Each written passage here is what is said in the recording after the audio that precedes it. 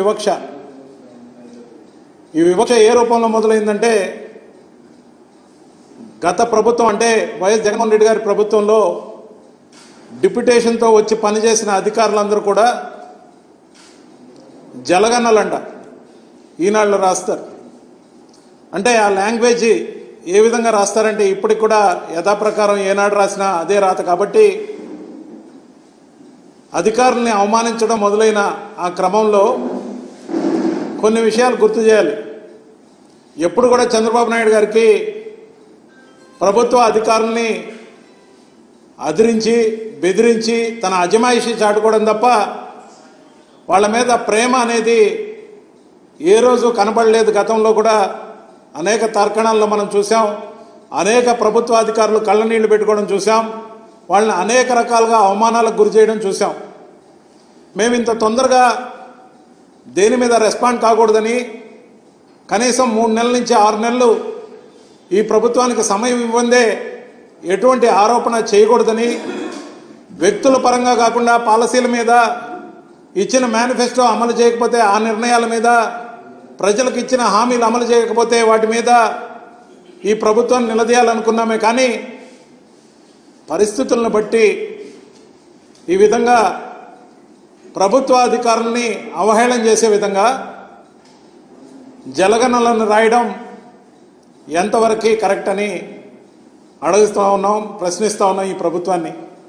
అలాగైతే తమరి హయాంలో గతంలో 2014 నుంచి 19 వరకు ఎవరైతే డిప్యుటేషన్ మీద వచ్చిన అధికారులు ఉన్నారో, ఫర్ సపోజ్ రాజమౌళి ఐఏఎస్ కానీ, ఇప్పుడు మీరు విమర్శిస్తున్న కేవీవి సత్యనారాయణ గారు కానీ, వెంకయ్య చౌదరి గారు కానీ, కల్నల్ అశోక్ బాబు కానీ, లేకపోతే సంధ్యారాణి పోస్టల్ డిపార్ట్మెంట్ నుంచి వచ్చిన కానీ, గురుమూర్తి సెంట్రల్ సర్వీస్ నుంచి వచ్చిన వారు కానీ, మరి శ్రీనివాస్ సర్వశిక్ష అభియాన్ నుంచి వచ్చిన వారు కానీ, జాస్తి కృష్ణ కిషోర్ తాళాలన్నీ ఇతనిగా ఇచ్చారు కదా గతంలో తమరు. మరి వెంకటేశం సమాచార కమిషనర్గా గతంలో పనిచేసిన వారు కానీ, రమణారెడ్డి రైల్వే శాఖ నుంచి వస్తే ఆయన్ని మీరు కొనసాగించారు కదా గతంలో. మరి వీళ్ళందరూ కూడా అప్పుడు ఇలాంటి పేర్లు ఏం పెట్టాలి? మీ దృష్టిలో, మా దృష్టిలో కాదు సుమా, మీ దృష్టిలో వీళ్ళందరూ అనకొండలా లేకపోతే కొండ చిలువలా?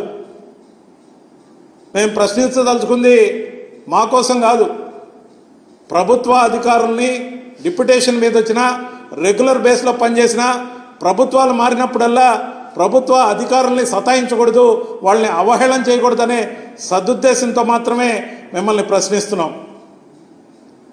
మరొక ప్రశ్న ఏంటంటే, చంద్రబాబు నాయుడు గారు గెలిచినాక సంబరాలు చేసుకొని ఉండొచ్చు, కానీ దానికి మించి దాడులు చేశారు.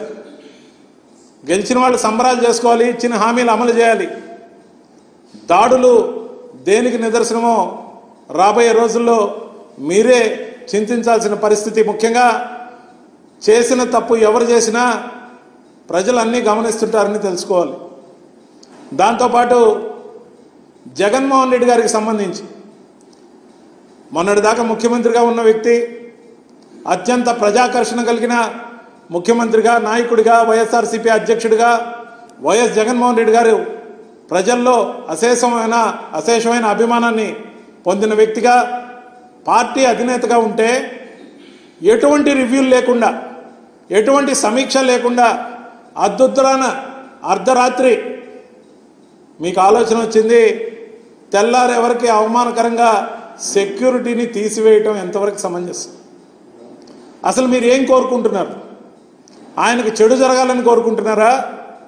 లేకపోతే మీ స్పాన్సర్డ్ కొంతమందిని పంపించి, కొంతమంది మీడియా వాళ్ళని అక్కడ జనాలను పోగేసి మాకు స్వేచ్ఛ దొరికింది, సంబరాలు జరుపుకుంటాం, మా రోడ్లలో మేము వాకింగ్ చేస్తాం.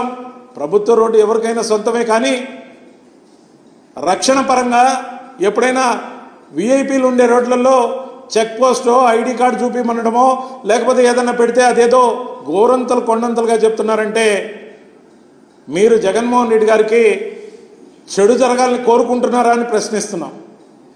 అందుకే మేము మా పార్టీ తరఫున కేంద్ర ప్రభుత్వాన్ని అప్పీల్ చేస్తున్నాం. Z+ సెక్యూరిటీని వైఎస్ జగన్మోహన్ రెడ్డి గారికి వీలైనంత వెంటనే కల్పించాల్సిందిగా కోరుతూ ఆ విధమైన రిప్రజెంటేషన్ని కూడా కేంద్ర ప్రభుత్వానికి ఇవ్వడం జరుగుతుందని తెలియజేస్తున్నాం.